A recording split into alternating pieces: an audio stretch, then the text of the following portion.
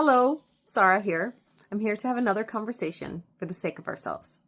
So today's conversation that I want to have with you is this conversation of consciousness. What is consciousness? Why consciousness? How do you find yourself in consciousness? How does it occur to you? And what is the opportunity of navigating and discovering for yourself consciousness? So to kick off the conversation, I'd like to just read a definition. I love definitions. Definitions just give us a framework that we're both on the same page and we're talking the same vocabulary and we're coming from the same spaces. Because if you notice, we could have the same word and have whole different worlds that are behind the word and how it occurs to us. And we could be thinking we're having the same conversation, but very much having two entirely different conversations. So to get onto the same page, let me create a definition that I really love about consciousness. So consciousness, in its simplest definition, because I like simple, how can we be simple, is the state of being aware of and responsive to one's surrounding. So I'm going to say that again. Consciousness, in its simplest definition, is the state of being aware of and responsive to one's surroundings. It encompasses the subjective experience of thoughts, feelings, sensations, and the awareness of oneself and the world. While a universally accepted definition remains elusive, consciousness is often described as the totality of conscious states of an individual or the normal state of conscious life.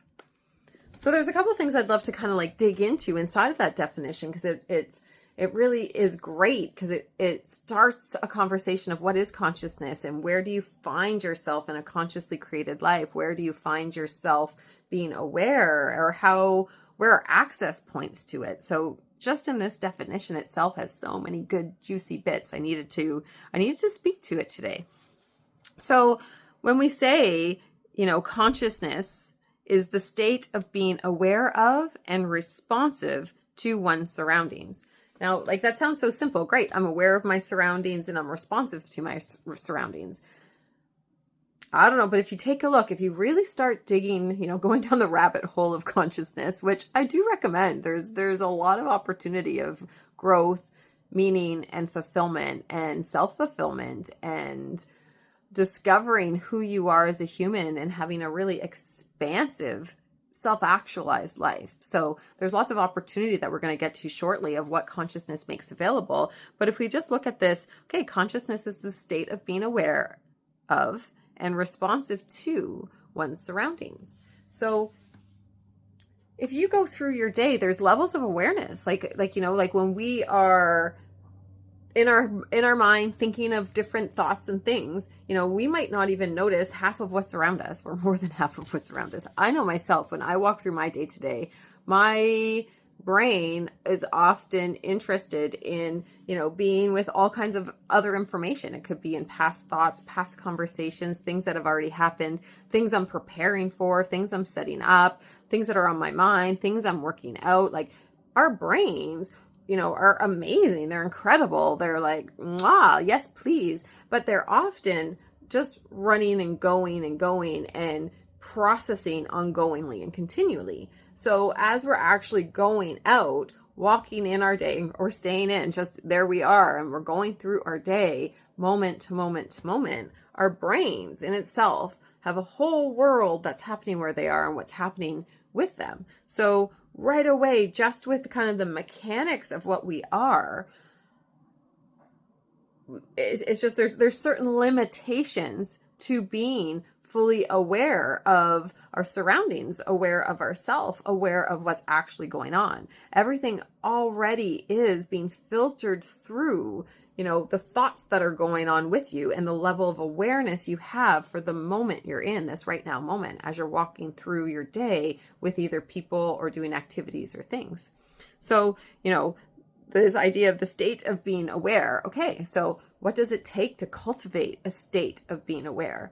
we can just be, okay, I'm aware, and you get onto alert and you can notice, and there is an activeness behind being aware. There's an actively creating, I'm aware right now. I am choosing to be aware. I'm choosing to cultivate my awareness so that I am attentive and noticing my surroundings, the environment that I'm in, or where I am and what I am. So there's an active participation with cultivating your awareness, generally speaking, because if you're not actively cultivating your awareness, we tend to be, in all of the thoughts and processing and nuances that are happening inside of our systems that we have.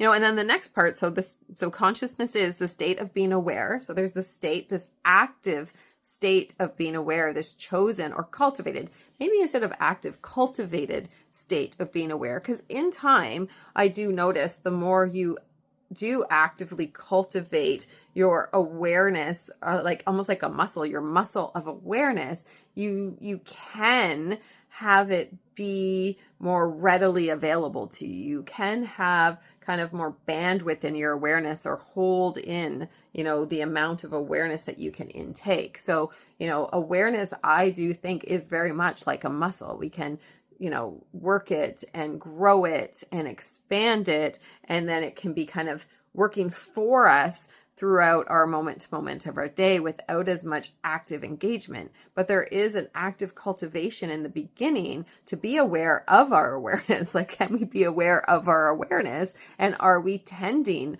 the level of our awareness? Are we tending the fact that we have this muscle of awareness? Are we investing in this muscle of awareness? I can sidetrack very briefly just to say, what are ways we can tend our muscle of awareness? What are ways we can cultivate that state? And, you can ask yourself, before I answer anything, just ask, like, how can I cultivate my awareness? How can I, practice and build this muscle of awareness for myself?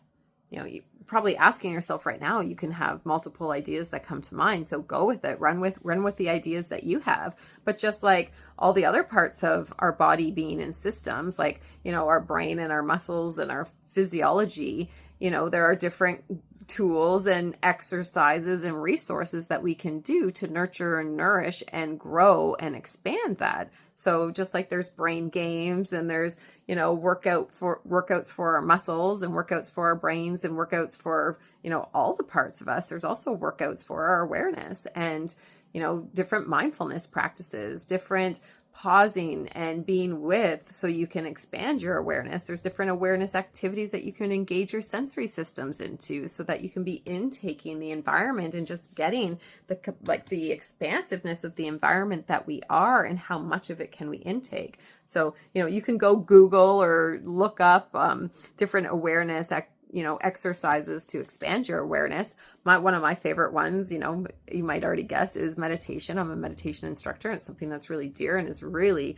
been a supportive tool in my life to support me in building and holding my awareness. And I'm still at whatever level of capacity I am with that. But like, there is an expanded state than I've ever been. So with my growth, there's an expanded place of awareness where I get to come from. So meditation, other mindfulness practices, breathing practices, somatic work practices, different sensory exercises, just different games that you can play with yourself and engage with. So I personally recommend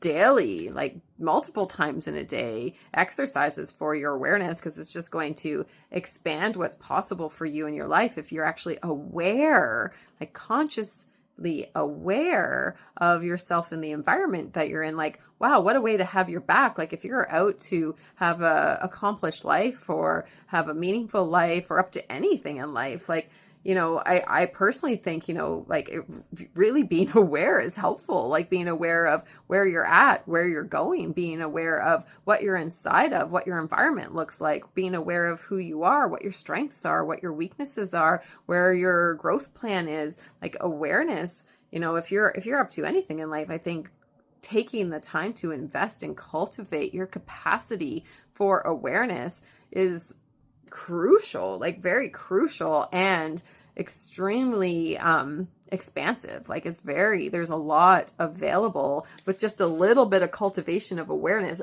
like an amplified space starts opening up for yourself of what's available and what you can fulfill on and what you can notice and how you can grow yourself. So I think this idea of awareness and the importance of, cultivating awareness, because it's not just there. Like, there's a real pull for not that. There's a real pull for busyness, for, our bodies to have all kinds of things happening in it, and our minds to have all kinds of things happening in it, and our emotions to have all kinds of things happening. There's a real pull for our attention outside of our awareness. And so bringing awareness to all of the layers of ourselves and bringing awareness to the environment around ourselves and bringing awareness to who we are and what we are is amazing, and a highly recommended practice to take on fun, playful, meaningful ways for you to cultivate awareness in your life.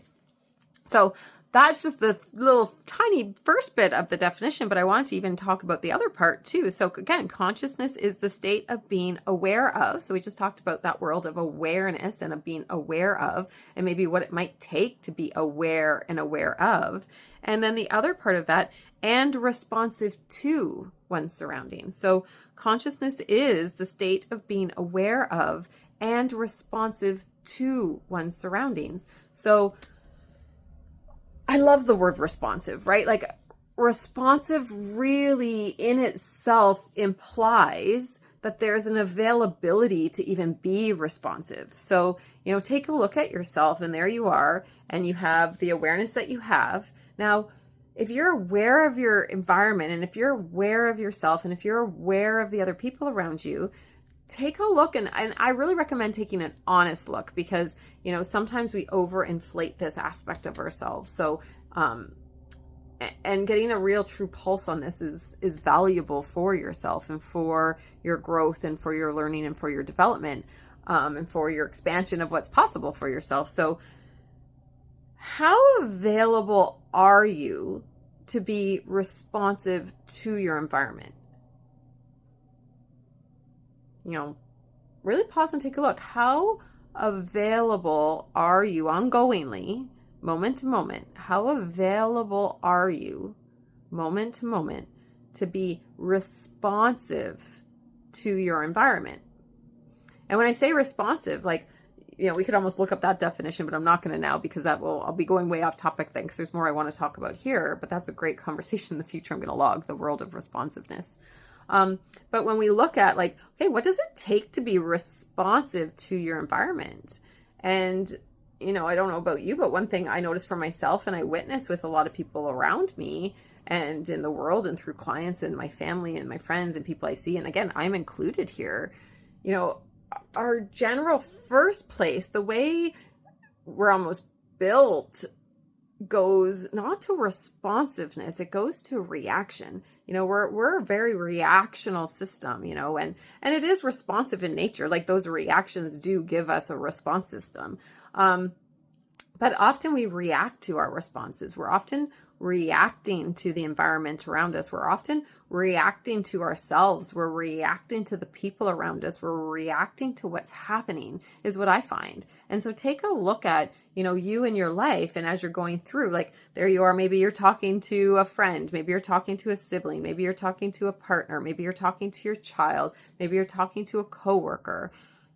How often, like really, is it coming from something that's already queued up, already determined, already happened, already decided upon,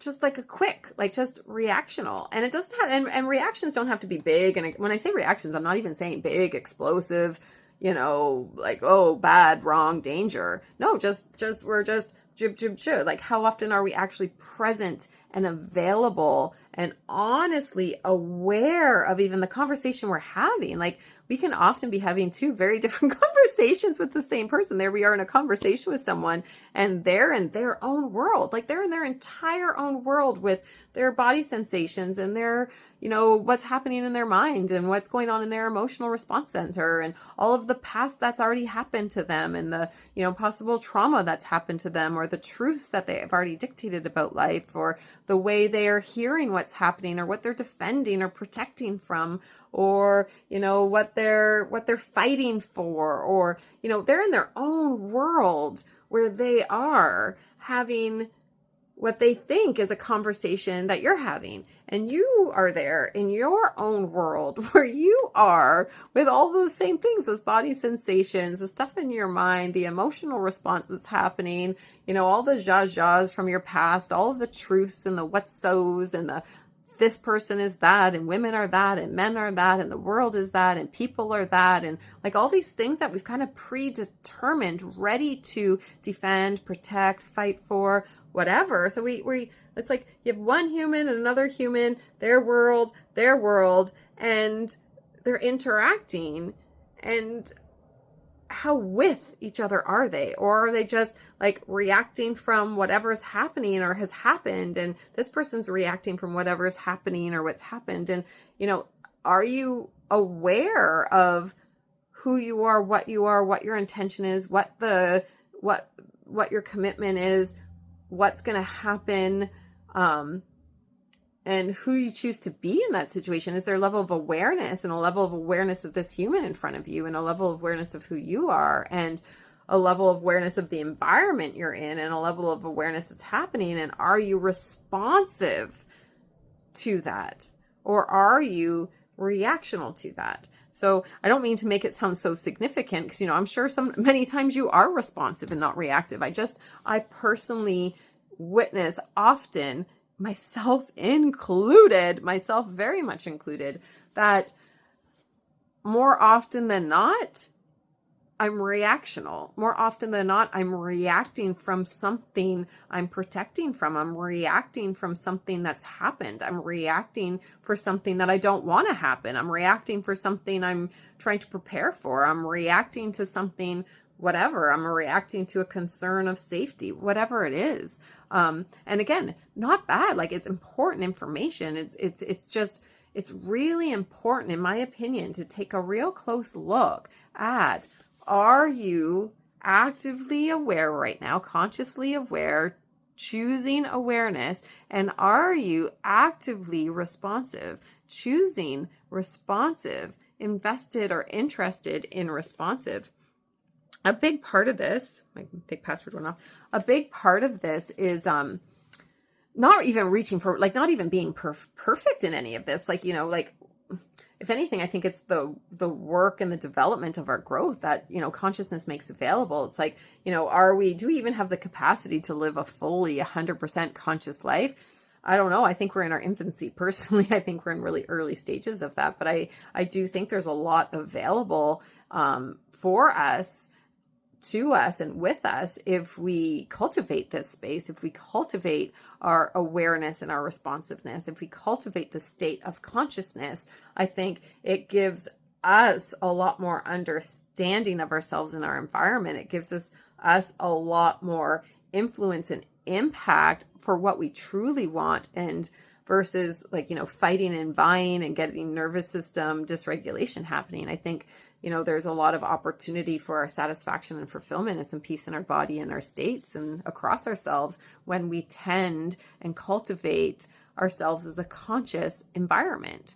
And that's almost how I like to look at consciousness. It's an environment. It's like there's consciousness. There's this state of being aware and responsive. And there's these environments that we are. There's the environment of our body, the environment of our mind, the environment of our emotional response system, the environment of our being system, the environment of the creator that we are. There's this environment we live in. There's our home environment. There's our work environment. There's our family environment. There's all these environments, for lack of a better word, you could say worlds too. There's this world of this. There's this environment of this. There's this, space to be tended or could be cultivated or could be nurtured or nourished or chosen to be cared for. And the more often we can be conscious about ourselves and our environment that we are, and aware and responsive to. And we're like, it is in our best interest. It's in our best interest to tend and cultivate the environments we are, because then we get an available space for ourselves to live inside of. So I find like the more often we can be aware of the environment that we are and the environments that we are, like, we actually can get access to this world of responsiveness, because really responsiveness generally isn't immediately available. Like, it does require a level of awareness and tending or intention or commitment or something to come through. Like, what are you responding to and from? So, this idea of consciousness is the state of being aware of and responsive to one's surroundings. It's like, let's take a look at those surroundings and be aware of the surroundings. And the surroundings aren't just outside of yourself. Like, these surroundings, as I've mentioned, are inside and within yourself as well. And in my opinion, they're some of the most important surroundings, because when we can be consciously aware, observationally aware of these layers of ourselves, or these environments of ourselves that we are, like the environment of our body, the environment of our mind, the environment of our emotions, the environment of our being, and the environment of this creator self that we are, and we are invested, if we're invested in responsiveness, then, take a look, like, are you available to be overly responsive when the environment of your body has a lot of pain and stuff happening? Like, generally, no. That's been my understanding and discovery. When my body has a lot of pain and whatever happening in it, it gets trickier and trickier to be responsive versus reactional, because like you're managing something in your background environment and background, bandwidth. So the more often we can, and again, it doesn't have to be perfect environments, but the idea that we are aware of our environments, the status of our environments. If for example, going back to the basic of, pain in your body, like if you have pain in your body, and if you're aware that you have pain in your body, you can account for that. You can say, you know what, I might be a bit more reactional because of my pain here, and I'm interested in being responsive to my environment. So let me just, account for that and speak to that, or, advocate on my behalf for that. But at least the awareness of that pain is brought in. So it's not even like you have to, transcend the pain. It's just being truly aware and including all of what's actually here with us, so it can be accounted for, spoken to, or included in our responsiveness to the situation, so that the reactional part doesn't have us, so that we actually can be aware and responsive. So this idea of being aware and responsive in the, as the conscious state of being, it's like, wow, that is actually quite in depth. That's quite significant terrain in a way, because like to cultivate the awareness is a whole world of something, and then to cultivate the availability, and that's why I want to keep saying the availability to responsiveness. Wow, there's a world of effort, attention, time, active cultivation that's required for that. So, because again, like we are these environments, there you are with your body environment. If we actually are invested, committed, interested, see the opportunity of what, consciousness makes available, and being aware and responsiveness makes available, like what does awareness and responsiveness make available, and what would it make available for you? Like personally, I see consciousness like the state of being aware and responsive makes available really great relationships. It makes available, well, a really great relationship with yourself, a really great relationship with the people around you, a really great life holding, arms around life holding, so you can have the richness and capacity of life. It has you be available so you can enjoy and reach, upper limits of satisfaction and joy and self-actualization, in my opinion. So, I really do think, the state of consciousness is a really worthwhile state to tend, tending this state of being aware and responsive offers a lot. It offers a lot to you and to us as well. It's like, it's, selfishly, it can offer all kinds of things in your own life, and collectively also, there's a whole conversation of collectively what the state of consciousness makes available. Because if you are, if there's a whole series of individuals that are invested in conscious living and being aware and responsive, there's actually an opportunity for things to work, for, conflict resolution, for, new discoveries, from new ways and new systems to be put together, for, taking great care of one another and working collectively as a team. And, there is availability for peace and unity and connection and health and well-being and, all kinds of things. I think, in my opinion, consciousness makes available. So I think it's a very, very worthwhile investment. So if you are somebody that's saying, hey, this is a worthwhile investment, it is really great to take a look, get really honest with yourself. How are you tending your awareness? How are you tending your state of awareness? Are you actively cultivating your bandwidth for awareness? It is something that does need to be nurtured, tended, invested in, grown, cultivated. Do you have daily practices that tend awareness, whether that be meditation, breathing, movement, somatic work? There's so many things. Go find something that's really aligned for you. And then the other component is this responsiveness. Are you honestly available, interested and invested and available for responsiveness? Are you interested, invested, and available for responsiveness? Is this something you deem important? Is it important to you to be responsive versus reactional? Is it important to you to tend the environments you are?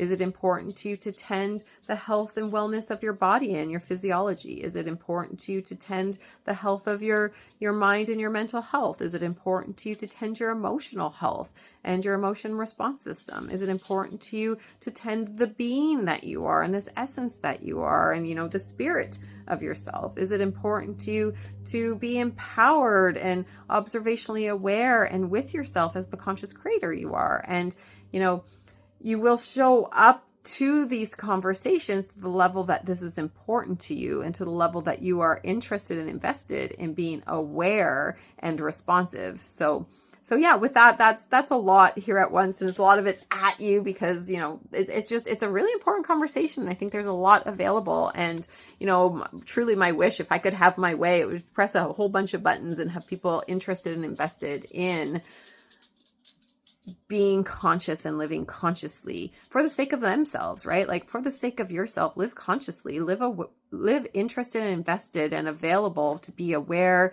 and responsive, for the sake of yourself, your satisfaction, your fulfillment, your enjoyment, your relationship with yourself, your relationship with the others around you, the environments that you are and the environments around you, for your own health and well-being, for feeling good in your body and feeling good in your mind and feeling good across the layers of yourself.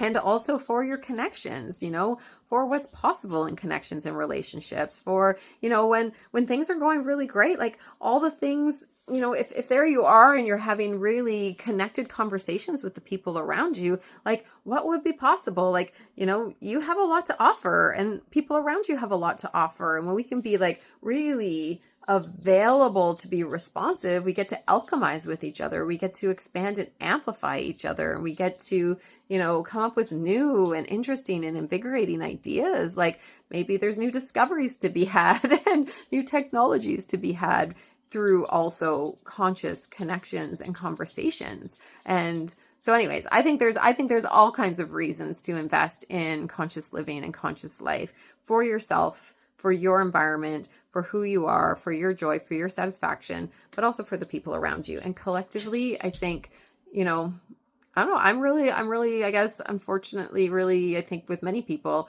worried about our time on this planet and our future on this planet as a species and who we're becoming, how we're operating in the systems that we're inside of. And, we're at some really sensitive breaking points, in my opinion. And, the more people that I think that would choose to invest in awareness and responsiveness, more of them would be available, and more connection could possibly be available, and solutions could be available, workability can be available, conversations that are productive might be available. So I am really 2 and 4. Please, yes, please, hands up to conscious living, consciously creating our lives, to be aware and responsive, to be in the state of aware and responsive to ourselves and our surroundings. And I think it makes a huge difference. So I don't know. Anyways, I felt compelled to share what my definition is of consciousness, because I think there's a lot of value when we dig in and we can just then orientate ourselves and have a better understanding of what is the world of consciousness, what does it entail, what does it make available, and where can I start? And where you start is, okay, well, consciousness is the state of being aware and responsive. So start investing in your awareness, investing in your responsiveness, and go from there. And you'll notice a whole journey of expanded consciousness available to you and what's possible in that. So have fun in your exploration, have fun in your practices. You're allowed to make it fun. It doesn't have to be all hard and hard work. My experience is the more we bring play and enjoyment into our practices and into our habits and into our daily living, the more we're actually look forward to it, and the more we actually do fulfill on it and follow through with it and enjoy the process. So you're allowed to enjoy the process. I actually highly, highly recommend, please love and enjoy your process, and enjoy your process of discovering awareness and discovering responsiveness. So with that, I will leave you. Enjoy your day. Take care. Bye. From the sake of ourselves.